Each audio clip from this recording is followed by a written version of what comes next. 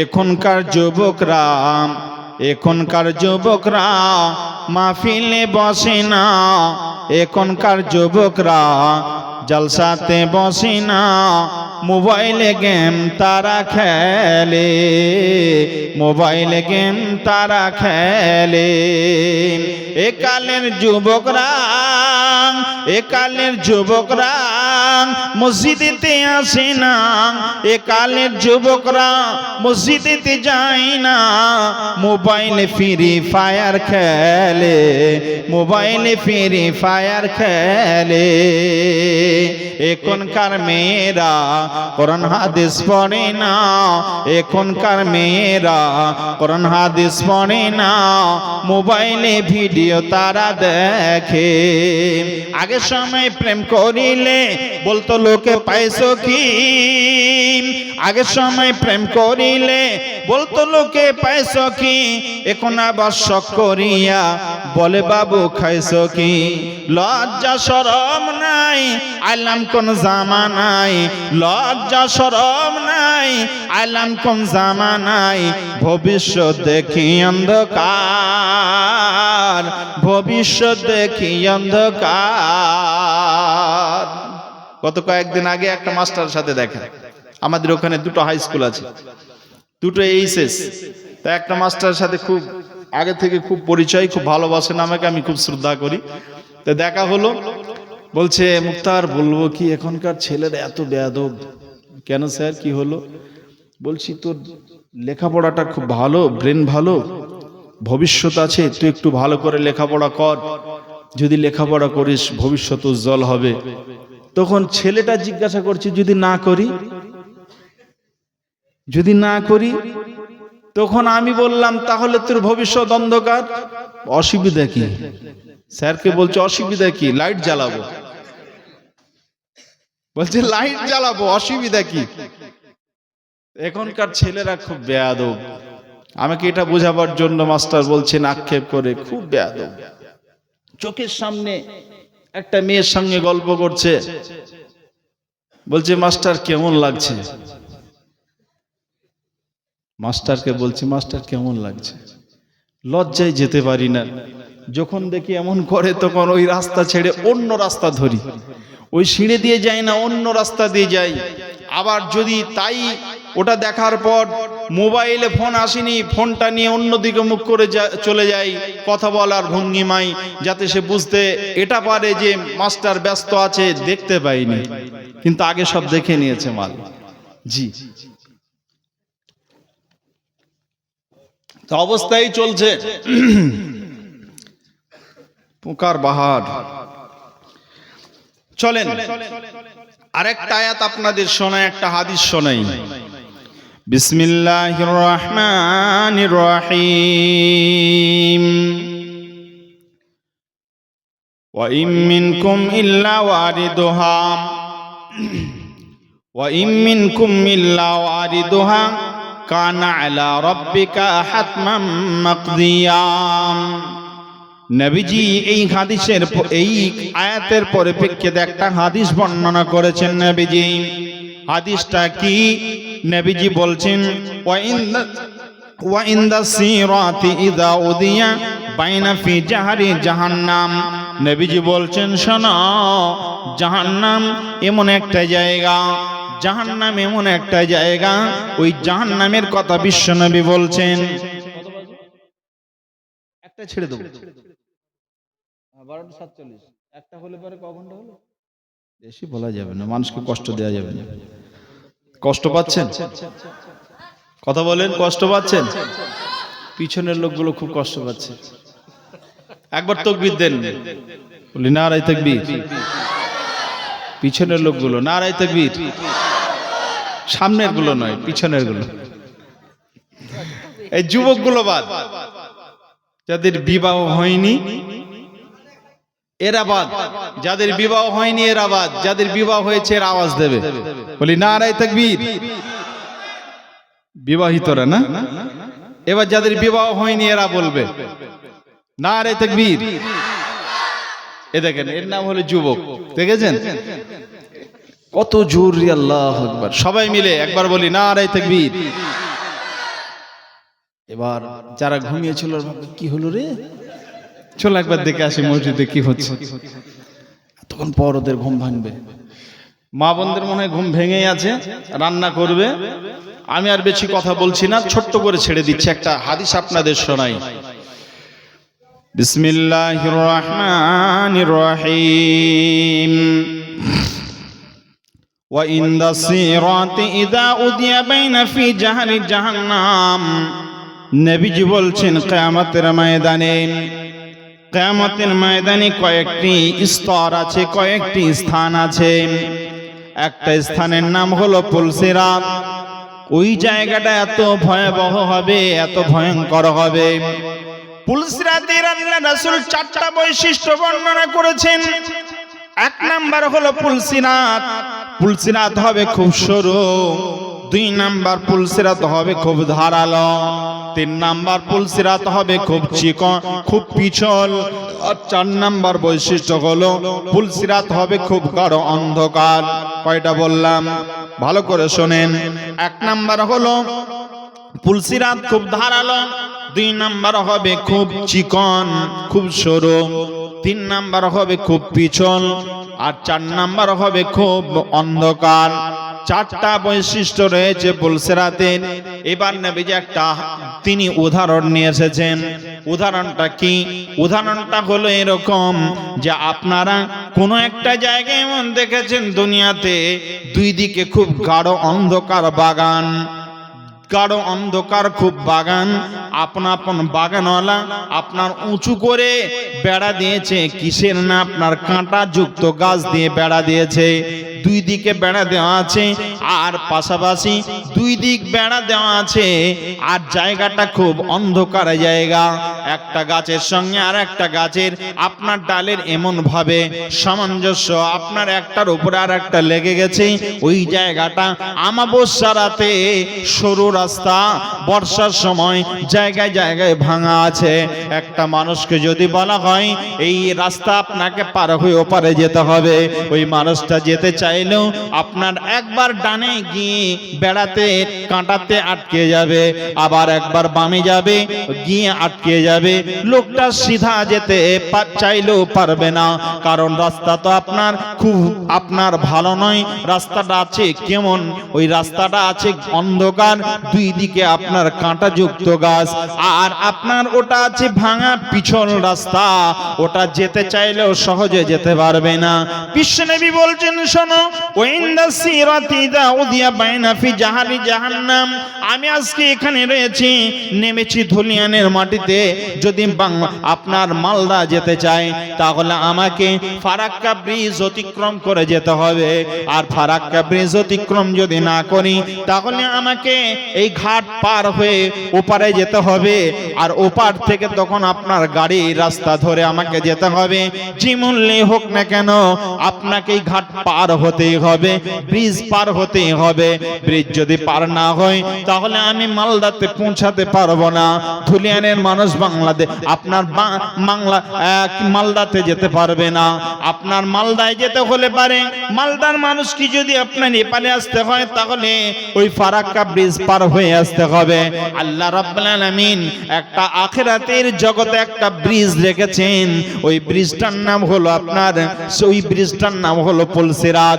আল্লাহ রাসূল বলছেন ওই পুলসিরাত পার না হওয়া পর্যন্ত একটা মানুষ আপনার মালদা থেকে যেমন ধুলিয়ানে আসতে পারবে না, আর ধুলিয়ানের মানুষ যেমন আপনার মালদাতে যেতে পারবে না, অনুরূপ ভাবে একটা মানুষ আপনার ওই পুলসিরাত পার না হওয়া পর্যন্ত জান্নাতে প্রবেশ করতে পারবে না। একটা মানুষের ক্ষমতাও হবে না জান্নাতে প্রবেশ করা। অতএব আল্লাহ রাব্বুল আলামিনের নবী বলছেন ওয়া ইনদা সিরাতি ইযা উদিয়া বাইনা ফি জাহরি জাহান্নাম। ওই পুলসিরাতটা রাখা হয়েছে জাহান্নামের উপরে। ওই ব্রিজটা আপনার তৈরি করা হয়েছে জাহান্নামের উপর দিয়ে, যেমন আপনার ফারাক্কা ব্রিজ তৈরি হয়েছে ফারাক্কা নদীর উপরে। আল্লাহ রাব্বুল আলামিন বলছেন ওয়া ইনদা সিরাতি ইযা উদিয়া বাইনা ফি জাহরি জাহান্নাম। জাহান্নামের উপরে যে ব্রিজটা তৈরি করা হয়েছে এরই নাম হলো পুলসিরাত। ওই ওই পুলসিরাতটার চারটা বৈশিষ্ট্য আপনাদের শুনিয়ে দিলাম। এটা হবে খুব সরু, 2 নাম্বার খুব আপনার ধারালো, 3 নাম্বার হবে খুব পিছল, 4 নাম্বার হবে ওটা হবে খুব গাঢ় অন্ধকার। ওই চারটা বৈশিষ্ট্য আপনার পুলসিরাতে রয়েছে। ওই পুলসিরাতের জন্য বিশ্বনবী আমার পুলসিরাত সম্পর্কে একদিন বক্তব্য দিলেন। বক্তব্যটা এমন ছিল, আল্লাহ রাব্বুল আলামিনের নবীর উপরে কোরআনের একটা আয়াত নাযিল হলো। ওই আয়াতটা কি? আল্লাহ রাব্বুল আলামিন একটা আয়াত দিলেন, সূরা মারিয়ামের 71 নম্বর আয়াতটা যেদিন নাযিল হলো, বিশ্বনবী আমার সাহাবীদের মাঝে বক্তব্য শোনালেন। এই সংক্রান্তে কিছু কথা তিনি বললেন, কিছু তথ্য দিলেন। এরপরে সাহাবীরা আপন আপন বাড়ি চলে গেলেন। আল্লাহ রাসূল সাহাবীরা বাড়ি যাওয়ার পর আল্লাহ রাসূলের মুখ থেকে বক্তব্য শুনে সাহাবীরা বাড়ির দিকে চলে গেলেন। বাড়িতে যাওয়ার পর একজন সাহাবীর ঘটনা উল্লেখ এসেছে এই হাদিস, এই আয়াতে তিনি একটা ঘটনা নিয়ে এসেছেন। ঘটনাটা কি? ঘটনাটা হলো এমন, একজন সাহাবীর নাম হলো আব্দুল্লাহ বিন রাওয়াহা। আব্দুল্লাহ বিন রাওয়াহা নামক একজন সাহাবী, তিনি নতুন বিবাহ করেছেন। আল্লাহ রাসূলের সাহাবী যখন বাড়িতে গেলেন, বাড়িতে যাওয়ার পর নিজের স্ত্রীর সঙ্গে এবার তিনি কথা বলতে শুরু করলেন। তারা উভয়ে নতুন বিবাহ করেছেন। আব্দুল্লাহ বিন রাওয়াহার স্ত্রী হলেন নতুন বিবাহিতা, আব্দুল্লাহ বিন রাওয়াহা নতুন বিবাহ করেছেন। দুইজন দাম্পত্য জীবন শুরু করেছেন। এমন সময় তারা বাড়িতে যাওয়ার পর তারা দুনিয়াভি গল্পে মতো হয়ে গেলেন। এরপরে কি একটা এমন সময় এলো, এমন একটা সিচুয়েশন এলো, তারা উভয়ই দুইজন মিলে তারা প্রেম জগতে মেতে গেছেন। এমন সময় হঠাৎ করে আব্দুল্লাহ বিন রাওয়াহা বসেছিলেন আর আব্দুল্লাহ বিন রাওয়াহার স্ত্রীও বসেছিলেন। আব্দুল্লাহ বিন রাওয়াহা দাঁড়িয়ে না বসে না থেকে এবার স্ত্রী এই রাঙের উপরে মাথাটা দিয়ে স্ত্রীর মুখের দিকে স্বামীর মুখটা করে স্বামী বসে শুয়ে গেলেন আর স্ত্রীর মুখটা স্বামীর দিকে হলো। দুইজনের সামনাসামনি মুখোমুখি, একজন শুয়ে আছেন আর একজন বসে আছেন। এমন সময় হযরত আব্দুল্লাহ বিন রাওয়াহার স্ত্রী তার মাথার চুলগুলো নাড়াচ্ছেন। তিনি মাথার চুলগুলো সুন্দর করে নাড়িয়ে নড়িয়ে দিচ্ছেন, মাথার চুলগুলো হিলিয়ে দিচ্ছেন, মাথার চুলগুলো নিয়ে তিনি খেলা করছেন আর উভয়ে যেন কথা বলতে আছেন। এমন সময় হঠাৎ করে আব্দুল্লাহ বিন রাওয়াহার চোখের কোণা গড়িয়ে গড়িয়ে পানি ঝরতে শুরু হলো। আব্দুল্লাহ বিন রাওয়াহার কান্না দেখে স্ত্রী তিনিও কান্না করছেন। এবার আব্দুল্লাহ বিন রাওয়াহা জিজ্ঞাসা করছেন, ও স্ত্রী আমার, তুমি কেন কান্না করছো? প্রিয়তমা, তুমি কেন কান্না করছো বলো? আমি তো তোমাকে এমন কোনো কথা বলিনি যার কারণে তুমি কান্না করবে। কান্না পাওয়ার মতো আমি তোমাকে কথা বলিনি, আঘাত দিয়ে কোনো কথা বলিনি, কেন তুমি কান্না করছো? আব্দুল্লাহ বিন রাওয়াহার স্ত্রী বলছে, স্বামী আমার, আপনি আগে বলেন আপনার চোখ দিয়ে কেন পানি প্রবাহিত হচ্ছে, আপনি কেন কান্না করছেন? আব্দুল্লাহ বিন রাওয়াহা চোখের পানিটা মুছে বলছেন, ওয়া ইমিনকুম ইল্লা ওয়ারিদুহা কানা আলা রাব্বিকা হাতমান মাকদিয়া। রে আমার স্ত্রী শোনো, আমি জন্য কান্না করছি, এখন আমি আর তুমি ছাড়া পৃথিবীতে এখানে কেউ নেই, আমি আর তুমি দুইজন রয়েছি, তুমি আমার স্ত্রী আর আমি হলাম তোমার স্বামী। আমরা দুইজন স্বামী আর স্ত্রী, আমরা এমন মহব্বতের জীবন যাপন করছি, একজন আর একজনকে না দেখলে থাকতে পারি না। আর এটা এমন একটা জগৎ, এই জগৎটার নাম হলো দুনিয়া। এই জগৎ ছেড়ে একদিন এমন একটা জায়গায় যেতে হবে, এর নাম হলো আখিরাতের জগৎ। আখিরাতের জগতে একটা জায়গাকে পাড়ি দিয়ে একটা ব্রিজকে পাড়ি দিতে হবে, আর ওই ব্রিজটা পাড়ি দিয়ে ওই ব্রিজটা অতিক্রম করে আমাদেরকে একটা জগতে প্রবেশ করতে হবে। ওই জগৎটার নাম হবে জান্নাত। ওই জান্নাতে যদি যেতে চাই তাহলে আমাকে একটা ব্রিজ অতিক্রম করতে হবে।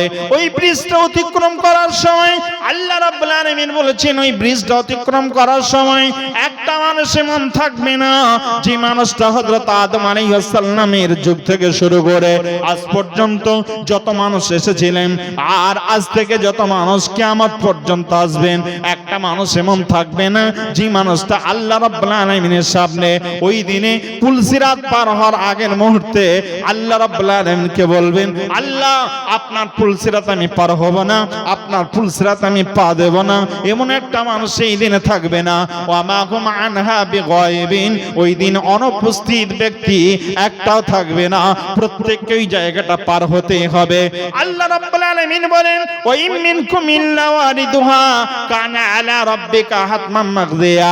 আমি আল্লাহ প্রত্যেকটা মানুষের জন্য আমি অনিবার্য করে দিলাম, ওই জায়গাটা আমি আল্লাহ তাআলা প্রত্যেকটা মানুষের জন্য অনিবার্য করে দিলাম, ওই জায়গাটা পার হতেই হবে, হতেই হবে, হতেই হবে। ওই জায়গাটা পার হতেই হবে। এর নাম হলো পুলসিরাত। পুলসিরাত পার হতেই হবে। এবার নবীজি বলছেন একটা ভয়ঙ্কর কথা শোনেন। এর মধ্যে একটা কথা বলেছি, পুলসিরাতের 4টা বৈশিষ্ট্যের মধ্যে একটা বৈশিষ্ট্য কি? ওই জায়গাটা হবে খুব পিছল। কেমন পিছল? বাস্তবতায় দেখেন, আমরা তো সব সময় মোবাইল নিয়ে পড়ে থাকি, কথা ঠিক না ভুল? সবাই আমরা মোবাইল নিয়ে ব্যস্ত, মোবাইলের পাগল, মোবাইলের আশেক। রাসূলের আশেক নয়, মোবাইলের আশেক। তো মোবাইল নিয়ে আমরা যখন পড়ে থাকি, দেখবেন বাংলাদেশে একটা খেলা হয়, রাসেল ভাইয়ের বাম্পার খেলা, দেখেছেন না? বিভিন্নমুখী খেলা দেখাই, তার মধ্যে একটা খেলা দেখেছেন আপনারা সকলে। ওই খেলাটা এমন খেলা, দুই দিকে দুটো খুঁটি পোঁতা আছে মজবুত করে, আর একটা খুঁটির সাথে আর একটা খুঁটির সাথে এমন ভাবে একটা কলা গাছকে বেঁধে রেখেছে। ওই কলা গাছটা ভালো করে ছিলে, উপরের যে খোসাগুলো ওগুলো ছিলে দিয়ে, ভিতরকার যেটা পা রাখলে পারে পিছলে যাবে, এমন একটা পরিস্থিতি তৈরি করে তার উপরে সরষের তেল দিয়ে খুব ভালো করে মালিশ করে আবার কিছুটা ঢেলে দিচ্ছে।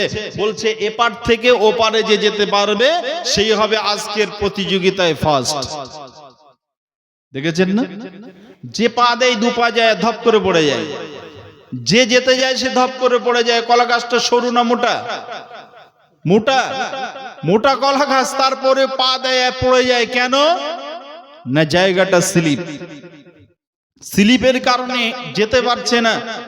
আর আল্লাহ তাআলার নবী বলছেন, আল্লাহ নিজে বলছেন, পুলসিরাত হবে খুব সরু এবং ধারালো পিছল জায়গা, ওখানে পা রাখলে পারে পা সহজে দাঁড়িয়ে থাকবে না। সেই পুলসিরাত পার হওয়ার সময় কত কঠিন অবস্থা হবে, ওই পুলসিরাত পার তারাই হতে পারবে, যেহেতু ওটা খুব গাঢ় অন্ধকার জায়গা, খুব গাঢ় অন্ধকার জায়গা। কেন অন্ধকার? না, নিচে জাহান্নাম, জাহান্নামের আগুনের রং হলো কালো। এজন্য জাহান্নামের উপরে যেহেতু ওটা আছে, এজন্য ওই জায়গাটাও খুব গাঢ় অন্ধকারে জায়গা। এমনকি সামনে কেউ থাকলেও দেখতে পাবে না, এমন একটা পরিস্থিতি। জাহান্নামের পাশে একজন চিৎকার করবে, আর পাশের মানুষটা চিৎকার শুনতে পাবে কিন্তু ব্যক্তিকে দেখতে পাবে না। এত গাঢ় অন্ধকার জায়গা। ওই গাঢ় অন্ধকার জায়গায় পার হতে গেলে পারে, অন্ধকার জায়গায় যদি কোনো মানুষ যেতে চায় তাহলে কি লাগবে? কি লাগবে? লাইট লাগবে। লাইট ছাড়া অন্ধকার কিন্তু দূর হবে না। যদি আমরা সবাই মিলে আমাবস্যা রাতে কিছু দেখতে পাচ্ছি না, এই আপনাদের এই মহল্লার মানুষ নয়, টোটাল আপনার ধুলিয়ান এলাকার মানুষ সবাই যদি আমরা লাঠি নিয়ে সবাই যদি রাস্তায় দাঁড়িয়ে যায়, অন্ধকার পালিয়ে যা, পালিয়ে যা, পালিয়ে যা, না হলে মারবো, অন্ধকার যাবে? যুবকরা যদি দাঁড়ায় তাহলে পালাবে নাকি? পালাবে না, পালাবে না। অন্ধকার তাড়াতে গেলে পারে একটা সরু একদম বয়স্ক মানুষ যদি একটা টর্চ মেরে দেয়, লাইট জ্বালিয়ে দেয়, যদি লাইটটার গতি থাকে, যেমন গতি থাকবে তেমনি ভাবে সে অন্ধকারকে ফাটিয়ে দেবে, দেখতে পাওয়া যাবে। কথা ঠিক না ভুল? ঠিক এইভাবে আপনার গাঢ় অন্ধকার জায়গায় ওই পুলসিরাত পার হওয়ার সময়, অন্ধকার জায়গায় পার হওয়ার সময় আল্লাহ তাআলা নিজে বলছেন ওই জায়গায় কোনো মানুষ পার হতে পারবে না। ওই মানুষগুলো পার হতে পারবে যাদের কাছে লাইটের ব্যবস্থা থাকবে। এবার শোনেন লাইট কেমন ভাবে থাকবে। আল্লাহ বলছেন, বিসমিল্লাহির রহমানির রহিম, ইয়াওমা তারাল মুমিনিনা ওয়াল মুমিনাতি ইয়াসআ নূরুহুম বাইনা আইদিহিম ওয়া বিআইমানিহিম বুশরাকুমুল ইয়াওম। আল্লাহ রাব্বুল আলামিন বলেন, যে মানুষগুলো মুমিন হবে, মুমিন পুরুষ আর মুমিনাত নারী যারা হবে, মুমিন পুরুষ নারী যারা হবে, ওই মানুষগুলোই কেবলমাত্র ওই জায়গাতে লাইট পাবে, অন্ধকার জায়গাটায় তারা লাইট পাবে, আলো পাবে, জ্যোতি পাবে। ওই আলো নিয়ে তারা খুব দ্রুত বেগে তারা ওই জায়গা পার হতে পারবে, এছাড়া অন্য কোনো মানুষ পার হতে পারবে না। ওই জায়গাটার নাম হলো পুলসিরাত। পুলসিরাত খুব গাঢ় অন্ধকার। ওই জায়গা পার হতে গেলে প্রত্যেকটা মানুষকে আপনার ওই অন্ধকার জায়গা পার হতে গেলে পারে প্রত্যেকটা মানুষকে লাইটের প্রয়োজন হবে। আপনার রাস্তাতে দেখবেন আপনার গাড়ি যেটা চলে, আপনার বাড়িতে যে মোটরসাইকেলটা আছে তার একটা হেডলাইট আছে, আপনার রোডে যে গাড়িগুলো চলে তার সামনে লাইট জ্বলবে। আল্লাহ রাব্বুল আলামিন বলছেন পুলসিরাত পার হওয়ার সময় আল্লাহ তাআলা হেডলাইটের ব্যবস্থা করে দেবেন। কপালে লাইট জ্বলবে, অঙ্গ প্রত্যঙ্গে লাইট জ্বলবে, আর ওই অঙ্গ প্রত্যঙ্গ আর কপালে লাইট জ্বলার যার যেমন আমল থাকবে ওই আমল অনুযায়ী তার লাইট জ্বলবে।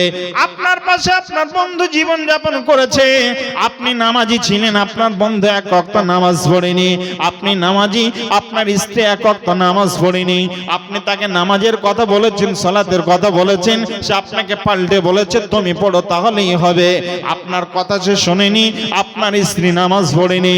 বন্ধুরা আমার, আপনার মেয়ে নামাজি নয়, আপনার ছেলে নামাজ এক ওয়াক্ত পড়ে না, আপনার ছেলে ওই দিনে পার হতে পারবে না, আপনার মেয়ে ওই দিনে পার হতে পারবে না। তবে ওই দিনের দৃশ্যটা কেমন হবে? আল্লাহ রাব্বুল আলামিন বলেন ওই দিনে, এরপরের আয়াত আল্লাহ তাআলা বলছেন, এটা কোথায় আছে না সূরা হাদিদ, এটা হলো 57 নম্বর সূরা 13 নম্বর আয়াতে আল্লাহ তাআলা বলছেন, আল্লাহ রাব্বুল আলামিন ওই দিনে যে মানুষগুলো লাইটের ব্যবস্থা করে দেবেন, পুলসিরাত ওই মানুষগুলো যখন পার হতে শুরু করবে, লাইট যেমন থাকবে লাইট অনুযায়ী তার গতিটা তেমন থাকবে। আল্লাহ রাব্বুল আলামিন বলেন ওই লাইট দেখে দেখে তার ওই প্রতিবেশী, তার ওই সংসারের ভিতরে তার ওই মানুষগুলো, যেই মানুষগুলো তার পরিবারস্থ লোক ছিল, তার ছেলে ছিল, তার মেয়ে ছিল, তার স্ত্রী ছিল, এরা একজন নামাজ পড়েনি। কারণ আল্লাহ তাআলা বলছেন আসসালাতু নূরুন, নামাজ হলো না আপনার আলো, নামাজি হলো জ্যোতি। যে লোকটা নামাজ পড়েছে তার কাছে লাইটের ব্যবস্থা হয়েছে, যে লোকটা নামাজ পড়েনি ওই লোকটার কাছে লাইট থাকবে না। অতএব আল্লাহ রাব্বুল আলামিন বলছেন শোনো, আল্লাহর নবী বলছেন শোনো, যে মানুষটা পৃথিবীতে নামাজ প্রতিষ্ঠা করেছে ওই লোকটা সেই দিনে লাইটের ব্যবস্থা তার হয়ে যাবে। যারা আপনার সূরা সিরাতে যারা রাসূলকে রাজি করতে পেরেছে ওই লোকগুলো সেই দিনে আপনার লাইট পেয়ে যাবে। আল্লাহ রাব্বুল আলামিন যখন লাইট দেবেন ওই লাইটে যে লোকটা তার পরিবারস্থ লোক ছিল, বিবি নামাজ পড়েনি, স্ত্রী তার নামাজ পড়েনি, তার ছেলে নামাজ পড়েনি, তার মেয়ে নামাজ পড়েনি, মেয়ে পর্দায় ছিল না, স্ত্রী তার পর্দার সহিত চলেনি, ওই স্ত্রীটা, ওই মেয়েটা, ওই ছেলেটা এই লোকটা আর পিছন পিছন যেতে শুরু করবে।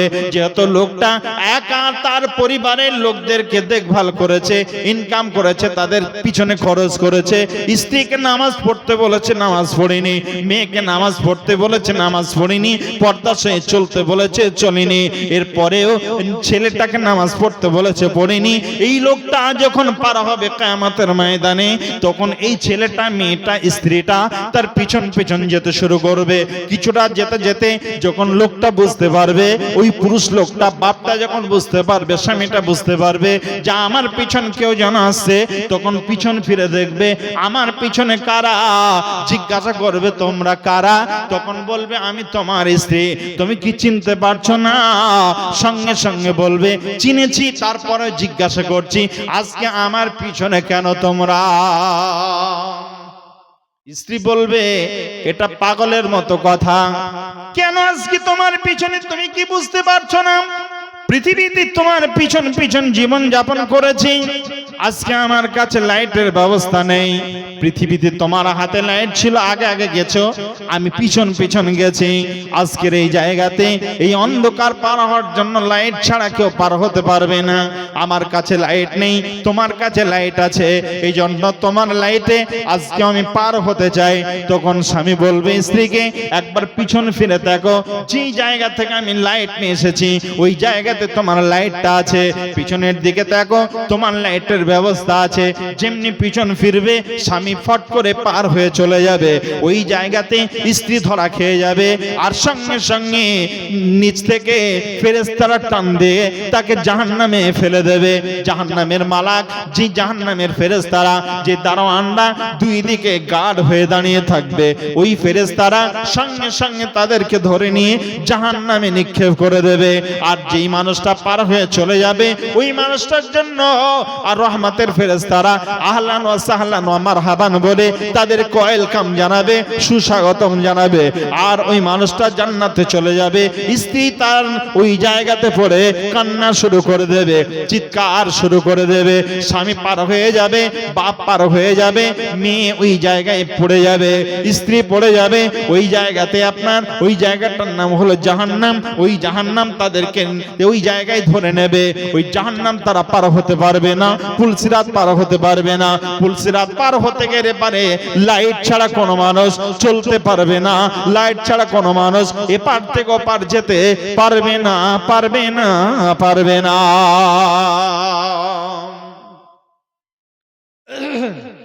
রাসূলের একটা হাদিস আছে। কি হাদিস? বহু মানুষ আছেন এই মসজিদ তৈরি করার জন্য, আজকের এই জালসার পিছনে অনেক মানুষের শ্রম আছে।